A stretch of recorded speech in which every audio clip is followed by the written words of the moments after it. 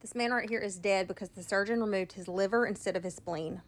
This is Mr. William Bryan from Muscle Shoals, Alabama, and back last month in August, he and his wife were visiting their rental property in Okaloosa County, Florida. While they were there, he started having left-sided pain, and so they went to the local hospital, Ascension Sacred Heart Emerald Coast.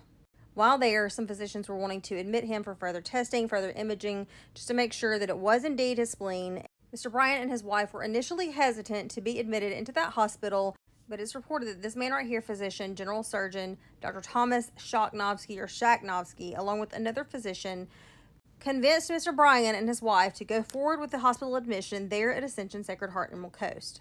So on August the 21st, 2024, just a couple of weeks ago, Mr. Bryan is undergoing what he thinks is a splenectomy. Now, this was a laparoscopic procedure. And during that procedure, Shaknovsky, instead of removing his spleen, removes Mr. Bryan's liver.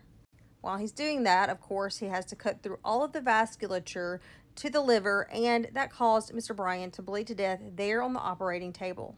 Now, here's a little anatomy image. You can see the spleen is the small purple organ here on the left side. The liver is this very large organ that originates on the right side, and it does cross over a little bit into the left side, but the size of the two, there's no comparison. So Dr. Shaknovsky pulls out what he is calling a spleen. It is the liver of Mr. Bryan. Shaknovsky labels it spleen, and he tells Mr. Bryan's wife that Mr. Bryan's spleen was so diseased that it was 4 times its normal size and that it had migrated onto the other side of his body. However, that wasn't true. And so Mr. Bryan's wife has hired Joe Zarzer of Zarzer Law there in the Pensacola, Florida area to represent them in this wrongful death lawsuit. Joe, the attorney, has done some digging and found out that in 2023, the same physician removed a portion of a patient's pancreas instead of the intended adrenal gland.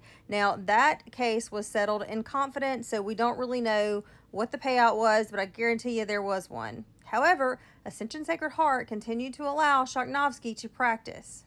And now a man is dead.